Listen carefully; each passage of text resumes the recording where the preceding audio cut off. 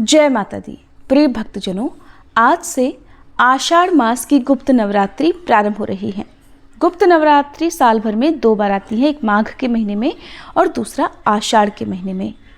लेकिन गुप्त नवरात्रि की विशेष बात यह है कि इस नवरात्रि में अपने द्वारा रखे गए व्रत या पूजा पाठ को एकदम गुप्त रखा जाता है। और आज से हमारे इस चैनल पर गुप्त नवरात्रि की कथा और पूजा विधि की वीडियो आपको हर दिन मिलेगी। अगर आप व्रत रख रहे हैं या पूजा पाठ कर रहे हैं तो आपके लिए ये वीडियोस बहुत महत्वपूर्ण होने वाली हैं। इसके लिए अगर आपने चैनल को सब्सक्राइब नहीं किया है तो ज़रूर कर लीजिएगा, ताकि आप सभी 10 दिनों में हमारे चैनल पर कथाओं का श्रवण कर सकें। आज गुप्त नवरात्रि के पहले दिन माँ भगवती के 9 स्वरूपों में से प्रथम स्वरूप माँ शैलपुत्री की पूजा और 10 महाविद्याओं में से प्रथम महाविद्या माँ काली की पूजा की जाती है।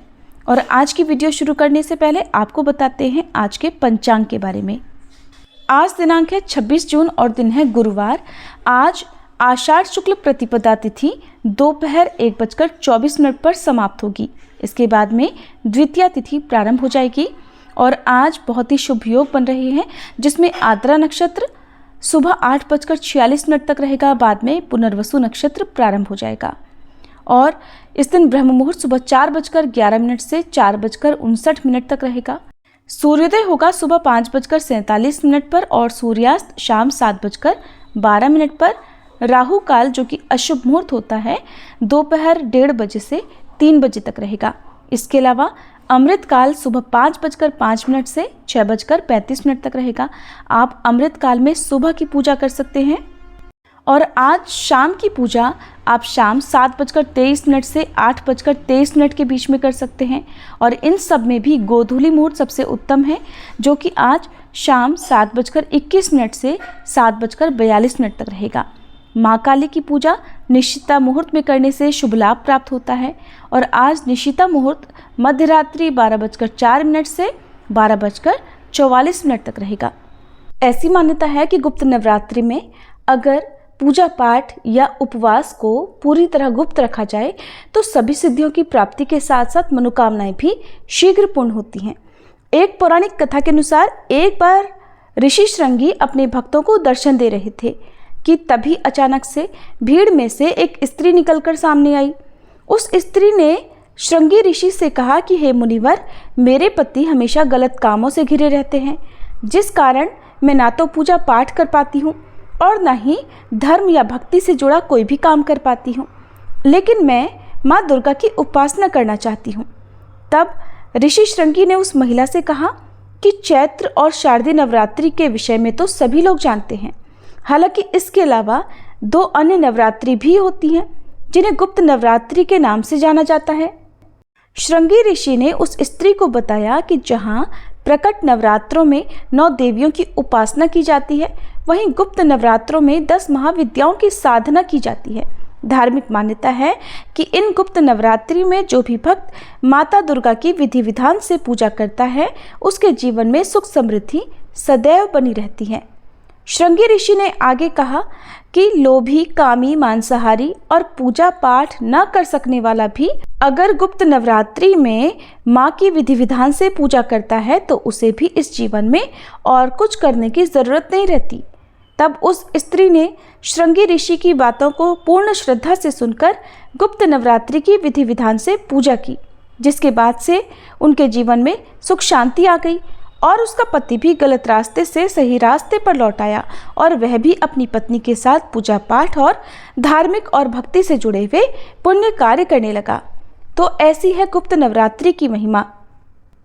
इन नवरात्रि में माता रानी की पूजा करने वाला इसे न तो किसी को बताता है, न ही इसमें किसी की सहायता ली जाती है। इसी कारण माता रानी की पूजा का फल भी अधिक प्राप्त होता है, मनचाही मनोकामनाएं पूर्ण होती हैं।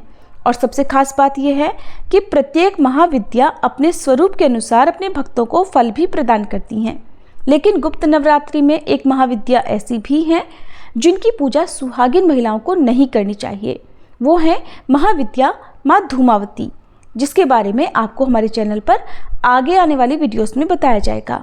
गुप्त नवरात्रि के पहले दिन महाविद्या माँ काली की पूजा की जाती है, दूसरे दिन महाविद्या तारा, तीसरे दिन महाविद्या त्रिपुर सुंदरी, चौथे दिन महाविद्या भुवनेश्वरी, पांचवें दिन महाविद्या माँ छिन्नमस्ता, छठे दिन महाविद्या माँ त्रिपुर भैरवी, सातवें दिन महाविद्या माँ धूमावती, आठवें दिन महाविद्या माँ बगलामुखी, नवें दिन महाविद्या माँ मातंगी और 10वें दिन महाविद्या कमला देवी की पूजा की जाती है। पहले दिन कलश स्थापना की जाती है और वैसे कलश स्थापना करना सभी के लिए आवश्यक नहीं है। जो लोग कलश स्थापना करने में असमर्थ हैं, क्योंकि जब कलश स्थापना की जाती है तो ऐसे में आपके घर पर आने जाने वाले लोगों को आपके द्वारा रखे गए उपवासों का पता चल सकता है। इसलिए यदि आपके घर में इस तरह की व्यवस्था हो कि कोई भी उस कमरे में ना जाए जहाँ पर आपने कलश स्थापित किया हुआ है, तब तो आप कलश स्थापना कर सकते हैं। नहीं तो आप बिल्कुल साधारण विधि से 10 दिनों में बिना कलश स्थापना किए भी पूजा कर सकते हैं और उपवास रख सकते हैं। अब आपको सुनाते हैं महाविद्या माँ काली की कथा, क्योंकि आज गुप्त नवरात्रि के पहले दिन महाविद्या माँ काली की पूजा की जाती है। ऐसे में किन किन बातों का ध्यान आज के दिन आपको रखना चाहिए और किस प्रकार से माँ की पूजा करनी चाहिए, और इसके अलावा यदि आप उपवास रखने में असमर्थ हैं तो आप सच्चे मन से पूरे 10 दिन तक महाविद्याओं की पूजा कर सकते हैं। 10 महाविद्याओं के अलावा आप माँ भगवती के 9 स्वरूपों की पूजा भी इन दिनों कर सकते हैं। सच्चे मन से की गई पूजा और सुनी गई कथा का पुण्य अवश्य प्राप्त होता है। पौराणिक कथा के अनुसार एक बार दारुक नाम के राक्षस ने ब्रह्मा जी को प्रसन्न करके उनसे वरदान प्राप्त किया और फिर देवताओं और ब्राह्मणों को प्रताड़ित करना शुरू कर दिया और फिर स्वर्गलोक पर भी अपना अधिकार कर लिया। जिसके बाद सभी देवता भगवान विष्णु और ब्रह्मा जी के पास गए। ब्रह्मा जी ने सभी देवताओं को बताया कि इस दुष्ट का संहार एक स्त्री ही कर सकती है। जिसके बाद सभी देवता भगवान शिव के पास गए और उन्होंने भगवान शिव को ये बात बताई। जिसके बाद भगवान शिव ने माता पार्वती की ओर देखा। माँ पार्वती इस पर मुस्कुराई और अपना एक अंश भगवान शिव में प्रवाहित कर दिया। जिसके बाद भगवान शिव के कंठ से विष से उस अंश ने अपना आकार धारण किया। जिसके बाद भगवान शिव ने अपना तीसरा नेत्र खोल दिया। उनके इस नेत्र से विकराल रूप वाली माँ काली उत्पन्न हुई।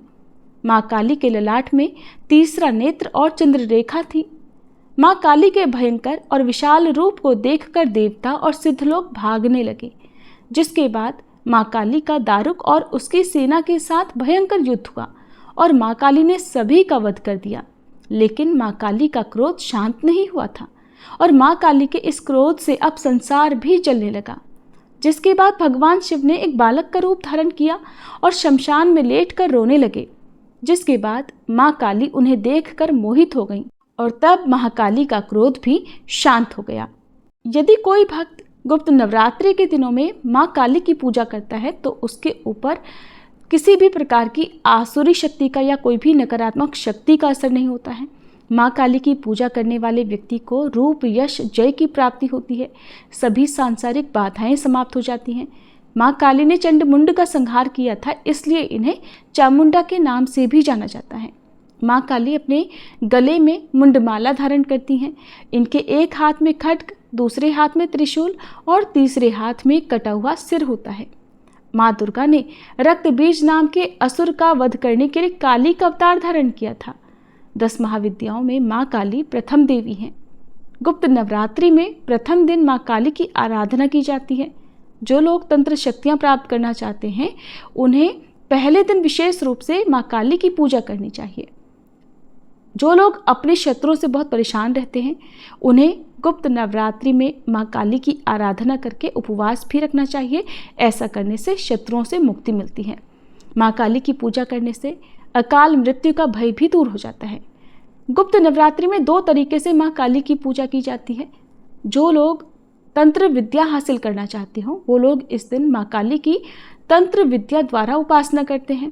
कुछ लोग गुप्त नवरात्रि के पहले दिन सामान्य तरीके से माँ काली की आराधना करते हैं, जिससे उनके जीवन के सभी संकट दूर हो जाते हैं।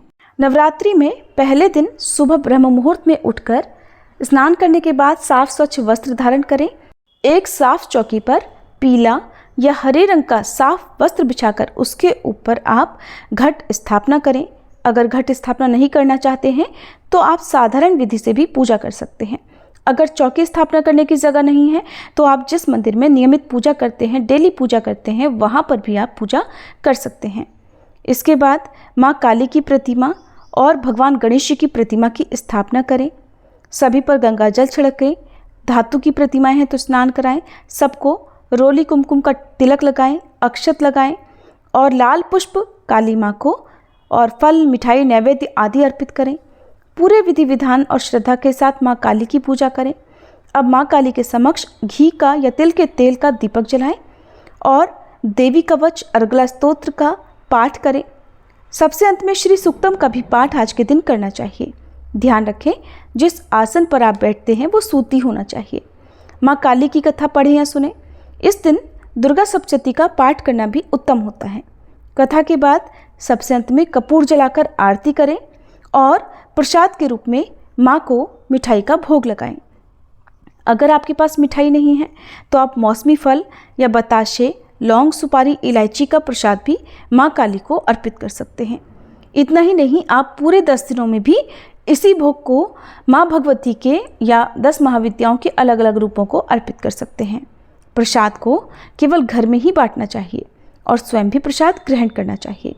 पूजा करने के बाद सबसे अंत में पूजा पाठ में, कथा श्रवण में, मंत्र जाप में, उच्चारण में हुई गलतियों के लिए सच्चे मन से क्षमा याचना करनी चाहिए। दिन भर उपवास रखना चाहिए और इन नवरात्रि में भी आपको उन सभी नियमों का पालन करना चाहिए जो कि आप शारदीय या फिर चैत्र नवरात्रि के दिनों में करते हैं।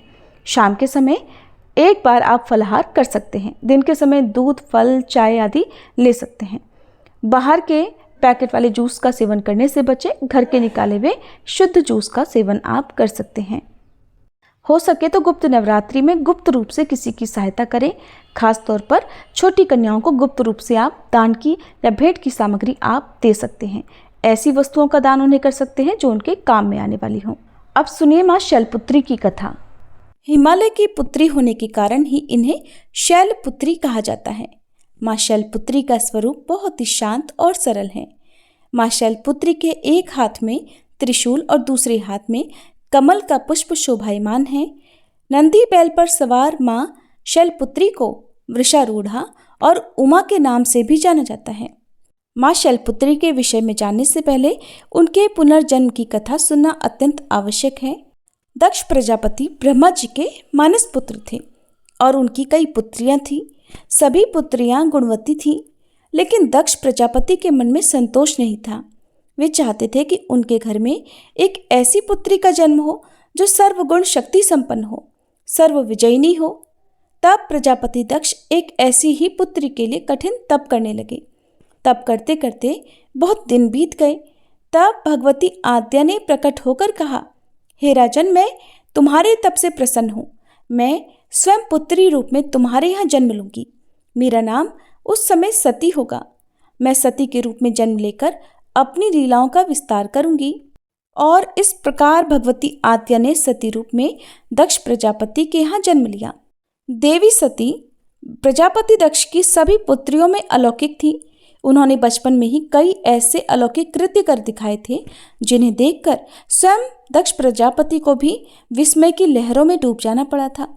जब सती विवाह योग्य हो गई तो दक्ष को उनके लिए वर ढूंढने की चिंता हुई। उन्होंने श्री ब्रह्मा जी से परामर्श किया। ब्रह्मा जी ने कहा, देवी सती आद्या का अवतार हैं और आद्या आदि शक्ति और शिव आदि पुरुष हैं, इसलिए सती के विवाह के लिए शिव ही योग्य और उचित वर हैं। तब प्रजापति दक्ष ने ब्रह्मा जी की बात मानकर देवी सती का विवाह भगवान शिव के साथ कर दिया। अब देवी सती कैलाश पर्वत में जाकर भगवान शिव के साथ रहने लगी। हालांकि भगवान शिव दक्ष प्रजापति के दामाद थे, फिर भी एक ऐसी घटना घटित हुई जिसके कारण दक्ष के हृदय में भगवान शिव के प्रति वैर और विरोध उत्पन्न हो गया। वह घटना कुछ इस प्रकार थी कि एक बार श्री ब्रह्मा जी ने धर्म के निरूपण के लिए एक विशाल सभा का आयोजन किया। सभी बड़े बड़े देवता सभा में एकत्रित थे। भगवान शिव भी एक ओर ध्यान मग्न बैठे हुए थे। सभा मंडल में प्रजापति दक्ष का आगमन हुआ। दक्ष प्रजापति के आगमन होते ही सभी देवता तो उठकर खड़े हो गए, किंतु उस समय 2 लोग खड़े नहीं हुए, ब्रह्मा जी और भगवान शिव। दक्ष प्रजापति ने ब्रह्मा जी के विषय में तो ये सोचा कि वे तो उनके पिता हैं, अगर वे खड़े नहीं हुए तो कोई बात नहीं, लेकिन शिव जी तो मेरे दामाद हैं, उन्हें तो मेरे सम्मान में उठकर खड़े होना चाहिए था। भगवान शिव तो ध्यान में मग्न थे। उन्होंने इस ओर ध्यान ही नहीं दिया कि सभा में कौन आया है, और न ही उन्होंने उठकर अपने ससुर को प्रणाम किया। तब दक्ष प्रजापति ने इसे अपना अपमान समझा। केवल इतना ही नहीं, उनके हृदय में भगवान शिव के प्रति ईर्ष्या की अग्नि जल उठी। अब वे उनसे बदला लेने के लिए उचित समय और अवसर की प्रतीक्षा करने लगे। भगवान शिव को तो किसी के मान और किसी के अपमान से भला क्या मतलब। वे तो सबको एक समान भाव से देखते हैं। उन्हें तो चारों ओर अमृत ही दिखाई पड़ता है। जहां अमृत होता है फिर वहां कड़वाहट और कसैलेपन का भला क्या काम। भगवान शिव कैलाश पर्वत में रात दिन राम राम कहा करते थे। एक दिन देवी सती के मन में जिज्ञासा उत्पन्न हुई। उन्होंने अवसर पाकर भगवान शिव से एक प्रश्न किया कि हे प्रभु, आप हर समय राम राम क्यों कहते रहते हैं? राम कौन है? तब भगवान शिव ने देवी को उत्तर दिया कि देवी, राम आदि पुरुष हैं, स्वयंभू हैं और मेरे आराध्य हैं, सगुण भी हैं और निर्गुण भी हैं। किंतु देवी सती के कंठ के नीचे ये बात नहीं उतरी। वे तो भगवान शिव को ही सर्वोपरि समझती थी। वे सोचने लगी कि अयोध्या के राजा दशरथ के पुत्र श्री राम आदि पुरुष के अवतार कैसे हो सकते हैं। वे तो खुद आजकल अपनी पत्नी सीता जी के वियोग में दंडक वन में उन्मत्तों की तरह विचरण कर रहे हैं। वृक्ष और लताओं से उनका पता पूछते फिर रहे हैं। फिर अगर वे आदि पुरुष के अवतार होते तो क्या इस प्रकार आचरण करते? क्या वे आसानी से सीता जी का पता नहीं लगा लेते, उन्हें पा नहीं लेते? अब देवी सती के मन में श्री राम की परीक्षा लेने का विचार उत्पन्न हुआ। अब देवी खुद सीता जी का रूप धारण करके दंडक वन में जा पहुंची और श्री राम जी के सामने प्रकट हो गई। भगवान श्री राम ने सती को देवी सीता के रूप में देखा तो कहने लगे, माते, आप अकेले यहाँ वन में कहाँ घूम रही हैं? भोलेनाथ कहाँ हैं? भोलेनाथ तो नजर नहीं आ रहे। भगवान श्री राम के ऐसा पूछने पर अब तो देवी सती से कोई भी उत्तर देते नहीं बना। वे तुरंत ही अदृश्य हो गई और मन ही मन पश्चाताप करने लगी कि उन्होंने तो व्यर्थ ही श्री राम पर संदेह किया। देवी सती तो अपना रूप बदलकर श्री राम के पास गई थी, फिर भी श्री राम ने उन्हें पहचान लिया। अब ये सोचकर देवी सती वापस कैलाश पर्वत पर गई। वे भगवान शिव को इस विषय में कुछ भी बताकर नहीं गई थी। जब भगवान शिव ने उन्हें कैलाश पर्वत पर वापस आते देखा तो कहने लगे, सती, आपने सीता जी के रूप में श्री राम की परीक्षा लेकर बिल्कुल भी अच्छा नहीं किया। सीता जी मेरी आराध्या हैं, अब तुम मेरी अर्धांगिनी कैसे रह सकती हो? इस जन्म में हम और तुम पति और पत्नी के रूप में नहीं मिल सकते। शिव जी का ये कथन सुनकर देवी सती को बहुत दुख पहुंचा, लेकिन अब क्या हो सकता था? शिव जी के मुख से निकली हुई बात असत्य कैसे हो सकती थी? इसके बाद शिव जी समाधि में लीन हो गए। देवी सती दुख और पश्चाताप की लहरों में डूबने लगी। उन्हीं दिनों देवी सती के पिता कनखल में बहुत बड़ा यज्ञ कर रहे थे। उन्होंने उस यज्ञ में सभी देवी देवताओं और मुनियों को आमंत्रित किया था, किंतु शिव जी को निमंत्रण नहीं भेजा, क्योंकि उनके मन में शिव जी के प्रति ईर्ष्या जो भरी थी। कैलाश पर्वत पर जब देवी सती को ये पता चला कि उनके पिता बहुत बड़ा यज्ञ कर रहे हैं, तो उनका भी मन यज्ञ में सम्मिलित होने के लिए मचल उठा। उसी समय आकाश मार्ग से कई विमान उनके पिता के यहाँ होने वाले यज्ञ में जाते हुए दिखाई पड़े। देवी सती ने उन विमानों को देखकर भगवान शिव से पूछा कि प्रभु, ये सभी विमान किसके हैं और कहाँ जा रहे हैं?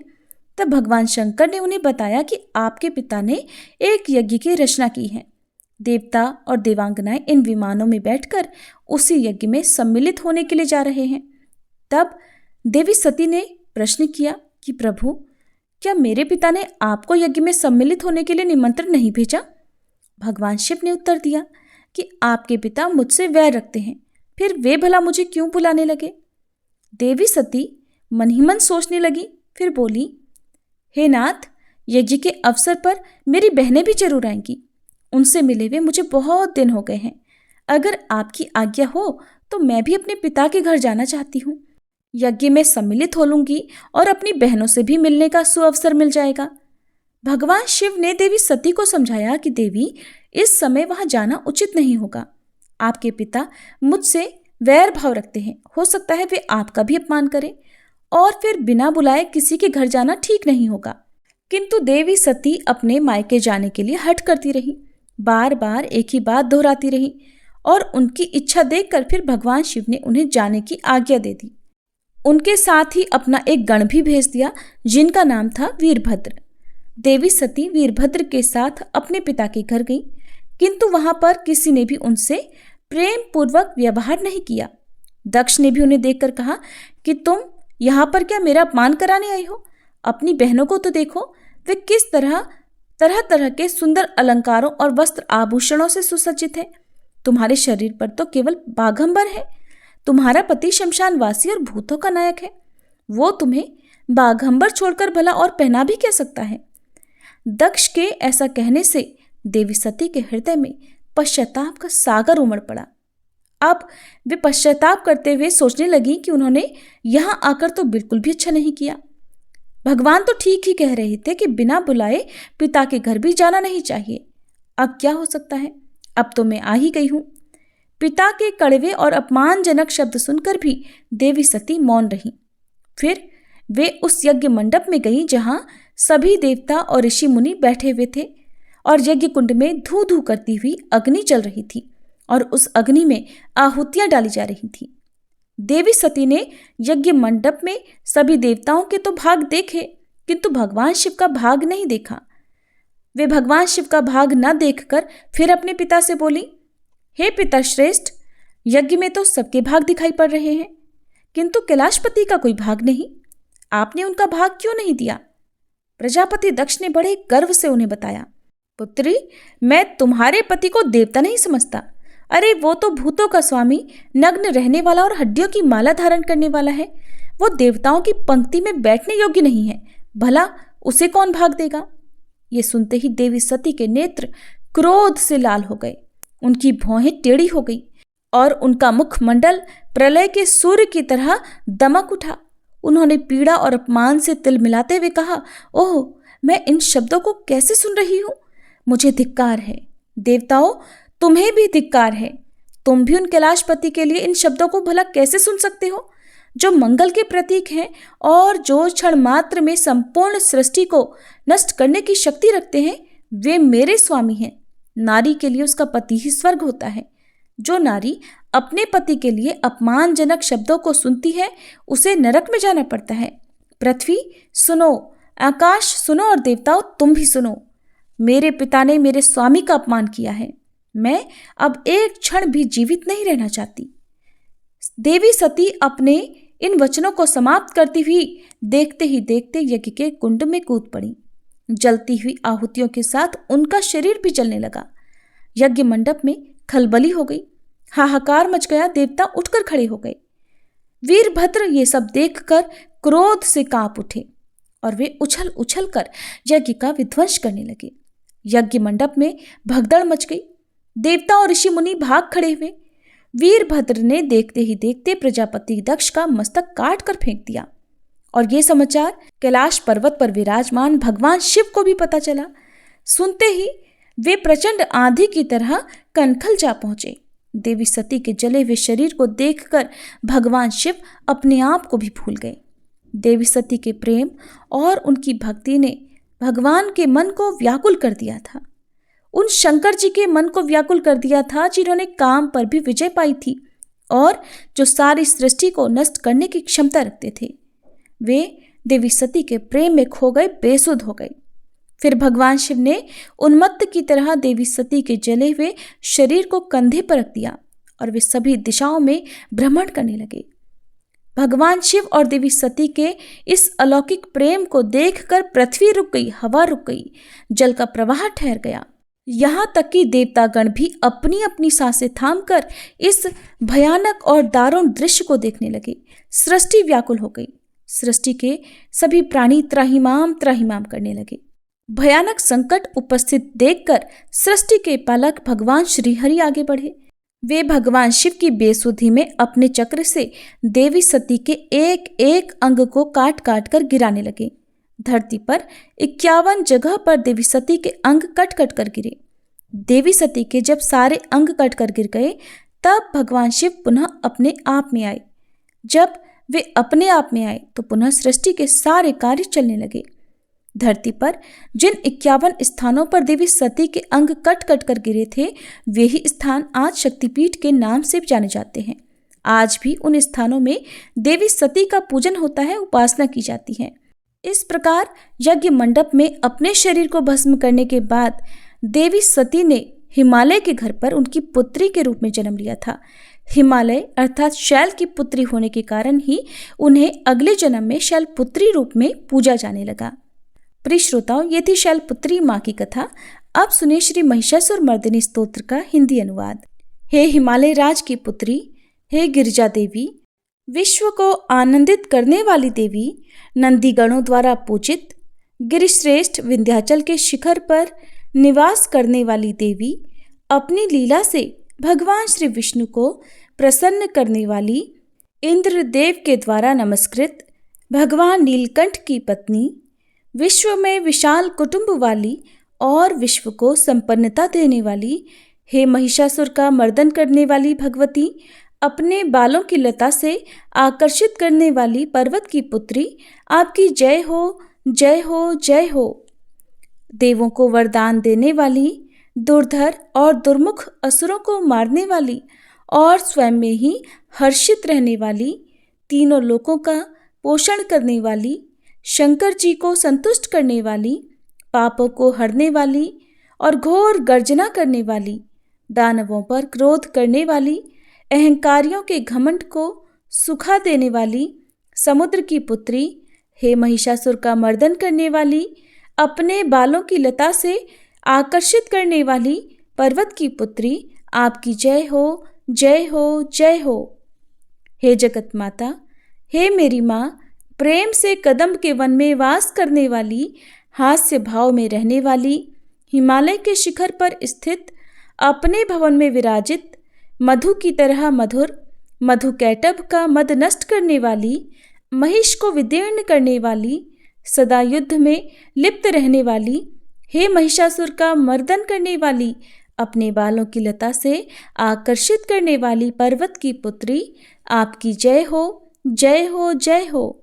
शत्रुओं के हाथियों की सूंड काटने वाली और उनके 100 टुकड़े करने वाली, जिनका सिंह शत्रुओं के हाथियों के सर अलग अलग टुकड़े कर देता है, अपनी भुजाओं के अस्त्रों से चंड और मुंड के शीश काटने वाली, हे महिषासुर का मर्दन करने वाली और अपने बालों की लता से आकर्षित करने वाली पर्वत की पुत्री, आपकी जय हो, जय हो, जय हो।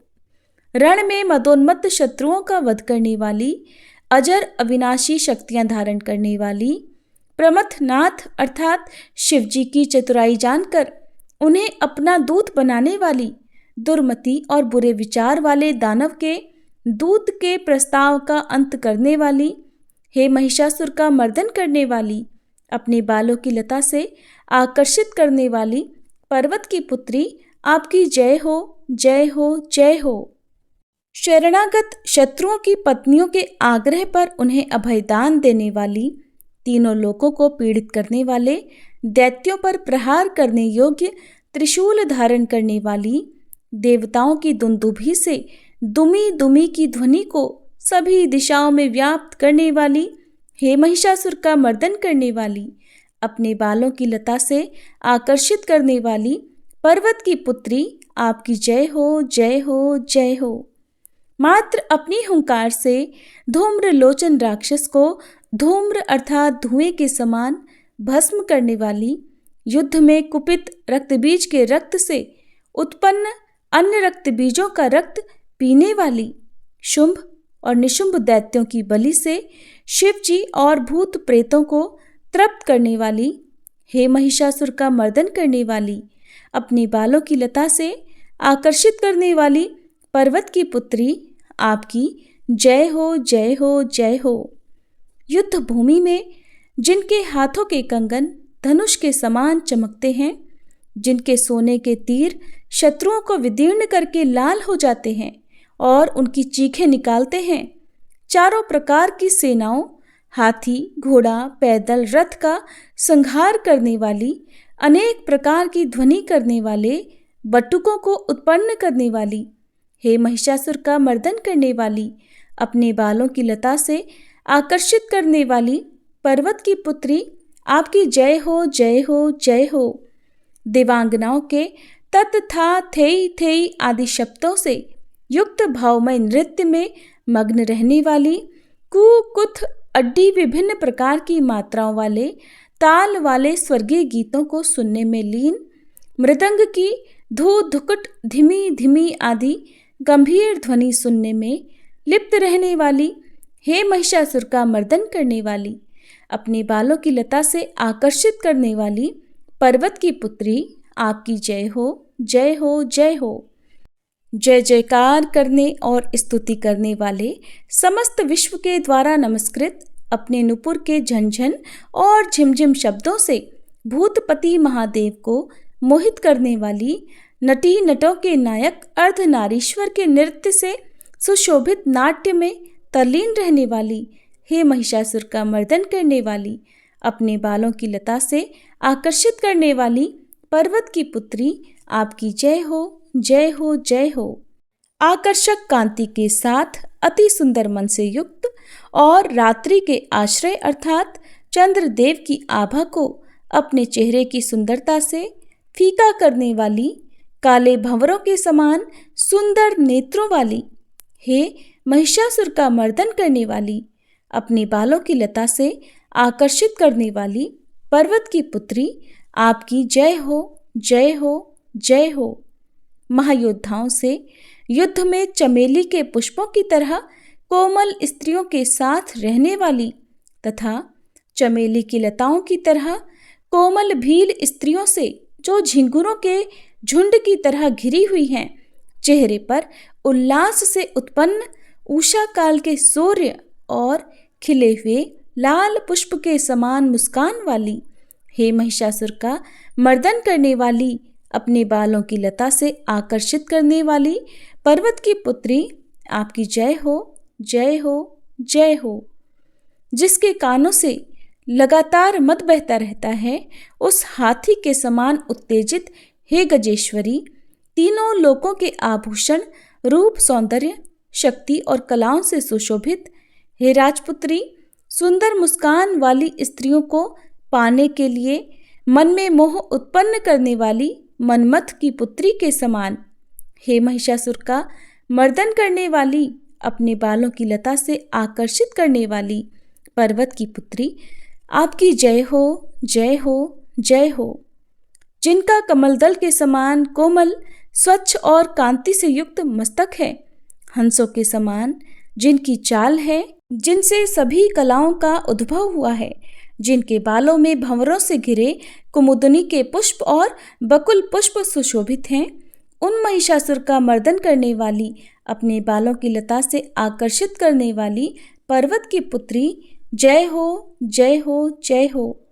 जिनके हाथों की मुरली से बहने वाली ध्वनि से कोयल की आवाज भी लज्जित हो जाती है, जो खिले हुए फूलों से रंगीन पर्वतों से विचरती हुई पुलिंद जनजाति की स्त्रियों के साथ मनोहर गीत गाती हैं, जो सद्गुणों से संपन्न शबरी जाति की स्त्रियों के साथ खेलती हैं, उन महिषासुर का मर्दन करने वाली, अपने बालों की लता से आकर्षित करने वाली पर्वत की पुत्री, आपकी जय हो जय हो जय हो। जिनकी चमक से चंद्रमा की रोशनी फीकी पड़ जाए, ऐसे सुंदर रेशम के वस्त्रों से जिनकी कमर सुशोभित है, देवताओं और असुरों के सर झुकने पर उनके मुकुट की मणियों से जिनके पैरों के नाखून चंद्रमा की तरह दमकते हैं, और जैसे सोने के पर्वतों पर विजय पाकर कोई हाथी मदोन्मत्त हो जाता है, वैसे ही देवी के उरोज कलश की तरह प्रतीत होते हैं।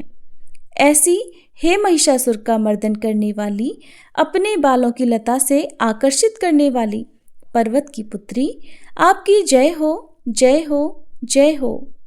सहस्त्रों दैत्यों के सहस्त्रों हाथों से सहस्त्रों युद्ध जीतने वाली और सहस्त्रों हाथों से पूजित सुर तारक उत्पन्न करने वाली, उसका तारकासुर के साथ युद्ध कराने वाली, राजा सुरथ और समाधि नामक वैश्य की भक्ति से समान रूप से संतुष्ट होने वाली, हे महिषासुर का मर्दन करने वाली, बालों की लता से आकर्षित करने वाली पर्वत की पुत्री, आपकी जय हो, जय हो, जय हो।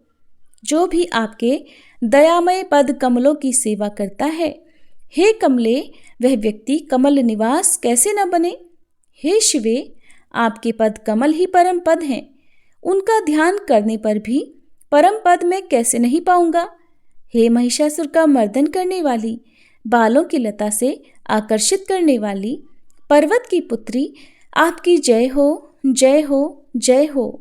सोने के समान चमकते हुए नदी के जल से जो आपके रंग भवन में छिड़काव करेगा, वो इंद्राणी के वक्ष से आलिंगित होने वाले इंद्र के समान सुखानुभूति को क्यों नहीं पाएगा। हे वाणी, हे महासरस्वते, आप में मांगल्य का निवास है, मैं आपके चरणों की शरण लेता हूँ। हे महिषासुर का मर्दन करने वाली, बालों की लता से आकर्षित करने वाली पर्वत की पुत्री, आपकी जय हो, जय हो, जय हो। आपका निर्मल चंद्र समान मुख चंद्रमा का निवास है, जो सभी अशुद्धियों को दूर कर देता है। नहीं तो क्यों मेरा मन इंद्रपुरी की सुंदर स्त्रियों से विमुख हो गया है।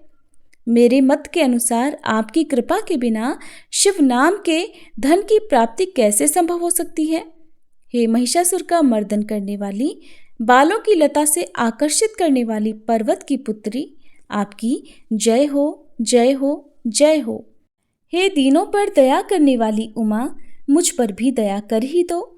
हे जगत जननी, जैसे आप दया की वर्षा करती हो, वैसे ही तीरों की भी वर्षा करती हो। इसलिए इस समय जैसा आपको उचित लगे वैसा करो, मेरे पाप और ताप दूर कर दो। हे महिषासुर का मर्दन करने वाली, बालों की लता से आकर्षित करने वाली पर्वत की पुत्री, आपकी जय हो, जय हो, जय हो।